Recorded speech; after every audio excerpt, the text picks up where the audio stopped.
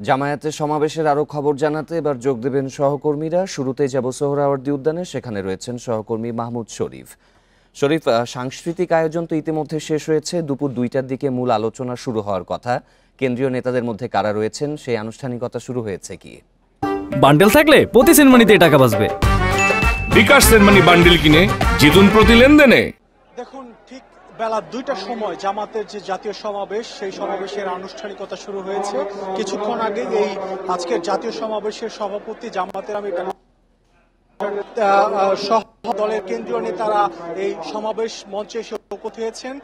পাশাপাশি এরই মধ্যে বেশ কিছু রাজনৈতিক দলের প্রধান সেক্রেটারি, মহাসচিব পর্যায়ের নেতারাও এরই মধ্যে এসে এই সমাবেশ স্থলে উপস্থিত হয়েছেন। আজকের এই জামাতের কর্মসূচি 7 দফা দাবিতে। এই দাবির মধ্যে অন্যতম দাবি হচ্ছে লেভেল গণহত্যায় যারা শহীদ হয়েছেন এবং আহত পরিবার তাদের পুনর্বাসন। এছাড়া আরেকটি বিষয় আছে, সেটি হচ্ছে পিআর পদ্ধতিতে নির্বাচন, যে বিষয়টিতে জামাত সবচেয়ে বেশি গুরুত্ব দিচ্ছে, জোর দিচ্ছে। এছাড়া আরেকটি বিষয় আছে প্রবাসীদের ভোট প্রদানের ব্যবস্থা। জামাতের পক্ষ থেকে বলা হচ্ছে প্রায় 1 কোটির মতো মানুষ জামাত প্রবাসী আছেন, তাদের ভোটাধিকার তারা ঠিকমতো প্রয়োগ করতে পারে না। জামাত চায় তাদের যাতে ভোটাধিকার ঠিকমতো তারা বাংলাদেশে প্রয়োগ করতে পারে, সেই ব্যবস্থা করা। এই 7টি দাবিতে আজকে এই জাতীয় সমাবেশ। এখানে বিএনপি সহ ফ্যাসিবাদ বিরোধী যেসব রাজনৈতিক দল আছে সব দলকেই আমন্ত্রণ জানানো। বিগত আওয়ামী লীগ সরকারের আমলে নির্যাতন হয়ে গিয়েছিল, ছাত্র জনতার গণঅভ্যুত্থানে তারা রাজনীতিতে সক্রিয় হয়, সরব হয়, সেই ধারাবাহিকতায় আয়োজন করেছে জামাত। এই সোহরাওয়ার্দী উদ্যানে জামাতের প্রথম কোনো কর্মসূচি। এর আগে সোহরাওয়ার্দী উদ্যানে জামাত এককভাবে কোনো কর্মসূচি করেনি, যদিও বিয়ের সাথে যৌথভাবে জামাতের নেতারা উপস্থিত ছিলেন। আমরা আজকের এই সমাবেশে যে বিষয়টি লক্ষ্য করেছি যে সংখ্যক নেতাকর্মীর উপস্থিতি সারা দেশ থেকে, কারণ জামাত বেশ কিছুদিন আগে তাদের এই পরিকল্পনা করেছে জাতীয় সমাবেশ করার। সেই মোতাবেক আজকে জামাতের বক্তব্য 10 লাখ লোকের সমাগম হয়েছে, এটি তাদের বক্তব্য। সেই মোতাবেক আমরা দেখেছি যে বাস, ট্রেন, লঞ্চ যে যার মতো পেরেছে তারা এই সোহরাওয়ার্দী উদ্যানের এই সমাবেশে এসেছে এবং এই সমাবেশে তারা অংশ নিয়েছে। যদিও আজকে বেলা 2টায় কিছুক্ষণ আগেই সমাবেশের মূল আনুষ্ঠানিকতা শুরু হয়েছে, কিন্তু গতকাল সন্ধ্যার পর থেকেই এই সোহরাওয়ার্দী উদ্যানের যে মূল ময়দান, সেই ময়দান কিন্তু লোকে লোকারণ্য হয়ে যায় জামাতের নেতাকর্মীদের সরব উপস্থিতিতে। আমরা দেখেছি যে গতকাল সন্ধ্যার পর থেকেই এই মাঠে আর জায়গা ছিল না। আর আজকে সকাল 10টার আগেই এই সোহরাওয়ার্দী উদ্যানের যে পুরো অংশ রয়েছে, এই পুরো অংশে নেতাকর্মীদের উপস্থিতি একেবারে ভর্তি হয়ে যায় পুরো সোহরাওয়ার্দী উদ্যানে। 10টার পরে যারা এই সোহরাওয়ার্দী উদ্যানের এই সমাবেশে তারা কিন্তু মূল ময়দান বা মূল মঞ্চ এর সামনে আসতে পারেনি, কারণ আগে থেকেই এই সোহরাওয়ার্দী উদ্যানের যে বিশাল ময়দান, সেই ময়দানে নেতাকর্মীদের উপস্থিতি এবং নেতাকর্মীদের পদচারণায় মুখর হয়ে উঠছে। আমরা যা দেখেছি যে সকাল 10টা থেকে সাংস্কৃতিক পরিবেশনা সহ বিভিন্ন পরিবেশনা ছিল জামাতের পক্ষ থেকে। সেই পরিবেশনা উপভোগ করেন আগত জামাতের নেতাকর্মীরা। এখন জামাতের যে মূল আনুষ্ঠানিকতায় মাধ্যমে সেই জামাত সহ বিভিন্ন রাজনৈতিক দলের নেতারা বক্তব্য রাখবেন এবং তারা তাদের যে 7 দফা দাবি, সেই দাবির আমরা দেখেছি এর আগে বেশ কয়েকটি দলের সভা সমাবেশ করেছে পরবর্তী। সেখানে তারা যে দাবি করেছিল, এই দাবির সাথে জামাতের দাবি ঠিকঠাক মিলে যায়।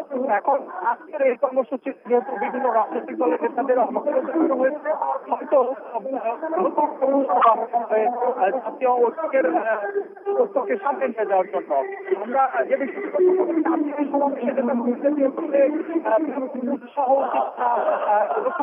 সকাল থেকে দেখেছি যে তারা সোহরাওয়ার্দী উদ্যানে এসে হাজির হয়েছে, কারণ আমাদের রিপোর্টে প্রায় বেশিরভাগ আসরে কিন্তু তারা তাদের দলীয় প্রার্থী কে হবে তাকে প্রাথমিকভাবে জানিয়ে দিয়েছে এবং নির্বাচনের প্রস্তুতি ঘোষণা দিয়ে দিয়েছে। কিন্তু আসন থেকে যারা এসেছেন ঢাকার বাইরে, ঢাকা, তারা কিন্তু প্রার্থী যে আসনের তাদের প্রার্থী পক্ষে তারা স্লোগান দিয়েছেন, জামাতের পক্ষে তারা স্লোগান দিয়েছেন। এবং এখানে উৎসাহ উদ্দীপনার আরেকটি বিষয় যেটি নেতাকর্মীরা বলছেন, বিগত আওয়ামী লীগ সরকারের আমলে দমন নির্যাতন উপেক্ষা করে জামাত টিকে ছিল রাজনীতিতে, এবং সেই টিকে থাকার মধ্যে অনেক প্রতিকূল অবস্থা তাদের পার করতে হয়েছে। এর মধ্যে নিবন্ধন হারাতে হয়েছিল দলটিকে, রাজনৈতিকভাবেও তারা নিষিদ্ধ হয়েছিল। তো এমন পরিস্থিতিতে 5 আগস্ট পরবর্তী রাজনৈতিক পরিবর্তিত পরিস্থিতিতে তারা কিন্তু সবই ফিরে পেয়েছে এবং সরব উপস্থিতির জানান দিচ্ছে আজকে এই ঢাকায় তাদের এই সমাবেশ, জাতীয় সমাবেশ, এই জাতীয় সমাবেশের মাধ্যমে তারা জানান দিতে চাচ্ছে তাদের যে শক্তি, সেই শক্তি গত 15 বছরে আওয়ামী লীগ দমন নির্যাতন চালিয়ে কমাতে পারেনি। এটি নেতাদের বক্তব্য এবং মঞ্চে বিভিন্ন সময় যারা বক্তব্য দিয়েছেন তারা এই বিষয়টি তুলে ধরেছেন যে বিগত 15 বছরে তাদের দাবি সবচেয়ে বেশি দমন, নিপীড়ন, নির্যাতন জামাতের উপরই হয়েছে, কিন্তু তাদের যে জনসমর্থন, জনপ্রিয়তা সেটি কমেনি। এটি জামাতের নেতারা তাদের বক্তব্যে দাবি করেছেন।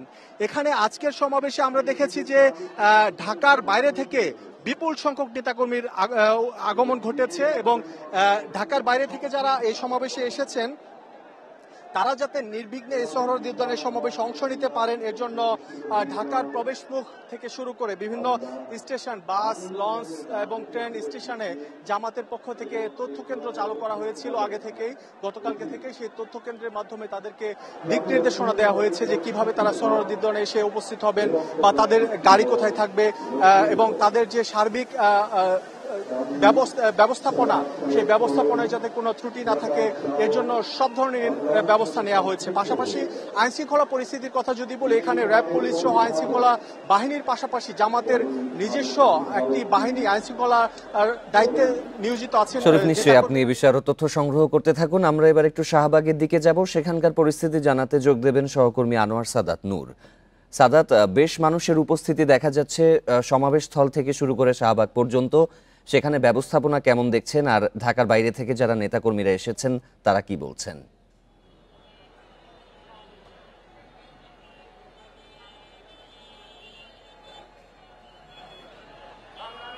সেই কাঙ্ক্ষিত মুহূর্ত যেটার জন্য কিন্তু বাংলাদেশ জামায়াত ইসলামের নেতাকর্মীরা বেশ কয়েকদিন ধরে অপেক্ষায় আছে এবং বলা যায় যে গতকাল রাত থেকে যারা অপেক্ষার প্রহর গুনতেছে সেই সময় কিন্তু ইতিমধ্যে শুরু হয়েছে। মানে দুপুর 2টায় আনুষ্ঠানিকভাবে জামায়াতের যে জাতীয় সভা 7 দফা দাবিতে সেটি শুরু হয়েছে। সেই সবাই যেমন সোহরাওয়ার্দী উদ্যানের মধ্যে যে জায়গা, সমাবেশ স্থল কানায় কানায় পূর্ণ হয়েছে, ঠিক একইভাবে বাইরের চিত্রটিও কিন্তু ঠিক সেরকমই। বাইরেও আমরা দেখতে পাচ্ছি যে সমাবেশ স্থল মানে সোহরাওয়ার্দী উদ্যানের আশেপাশে, মানে ঢাকা বিশ্ববিদ্যালয়, তার যে টিএসসি প্রাঙ্গণ, সেই জায়গা থেকে শুরু করে শাহবাগ পর্যন্ত যে রাস্তা, সব জায়গায় কিন্তু নেতাকর্মীদের আমরা ভিড় দেখতে পাচ্ছি। এই যে শাহবাগ মোড়ে আমি যে এখন যেখানে দাঁড়িয়ে আছি, সেই শাহবাগ মোড়ে কিন্তু আমরা সেই চিত্রটি দেখাচ্ছি যে শাহবাগ মোড় অবরুদ্ধ করে, বা বলা যায় যে নেতাকর্মীর পদচারণায়, পদভারে শাহবাগ মোড় এখন অবরুদ্ধ হয়ে আছে। গাড়ি ঘোড়া চলছে না বললেই চলে।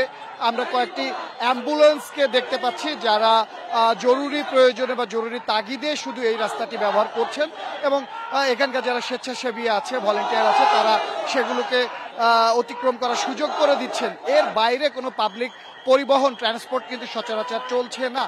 যদিও কোনো মানে প্রাইভেট যানবাহন এদিক অতিক্রম করার চেষ্টা করছে, তাদেরকেও কিন্তু ভোগান্তির মুখে পড়তে হচ্ছে। তবে এই ভোগান্তি নিরসনের জন্য কিন্তু প্রায় 6000 স্বেচ্ছাসেবক সমাবেশ স্থল এবং এর বাইরে, মানে শাহবাগকে কেন্দ্র করে মৎস্য ভবন, এদিকে ঢাকা বিশ্ববিদ্যালয়, নিউ মার্কেট, সব এলাকা জুড়েই কিন্তু ছড়িয়ে আছে, যারা এই যানবাহন মালিকদেরকে বা চালকদেরকে সচেতন করছেন, যাদেরকে রাস্তা দেখিয়ে দিচ্ছেন। তবে এই যে জনসমাগম, জামায়াতের পক্ষ থেকে কিন্তু আগেই একটি ধারণা দেওয়া হয়েছিল যে প্রায় 10 লক্ষ মানুষের সমাগম ঘটতে পারে এই সমাবেশকে কেন্দ্র করে। যদিও সেই সংখ্যাটি সঠিক নির্ণয় করা সম্ভব নয় এই মুহূর্তে, তবে কিন্তু বলা যায় যে লাখো লাখো মানুষের পদভারে মুখরিত এই সমাবেশ স্থল বা শাহবাগ কিংবা ঢাকা বিশ্ববিদ্যালয় এলাকা, তারই কিন্তু একটা খণ্ডচিত্র আমরা যেমন সমাবেশ স্থলে দেখেছি, টিএসসি এলাকাতে দেখেছি, শাহবাগ স্থলেও কিন্তু আমরা দেখতে পাচ্ছি।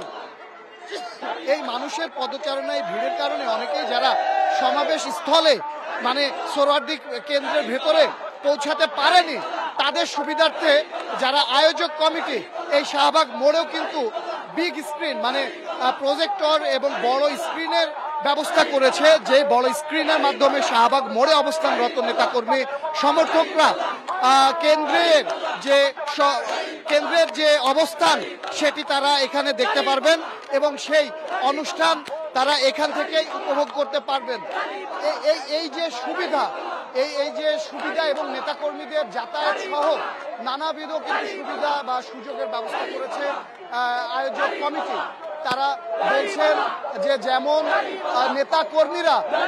নেতাকর্মীরা দূর দূরান্ত থেকে এসেছেন তাদের ভোগান্তি উপেক্ষা করে, একই সাথে নেতাকর্মীরা বলছেন যে এই সমাবেশকে সফল এবং সার্থক করতেই তারা ভোগান্তি উপেক্ষা করে, তীব্র রোদ এবং গরম উপেক্ষা করে কেন্দ্রীয় নেতাদের সাথে তাল মিলিয়েছেন এই সমাবেশকে সার্থক ও সফল করে তুলতে। সমাবেশস্থল থেকে জামায়াতে ইসলামের খবর জানাচ্ছিলেন আমাদের সহকর্মীরা।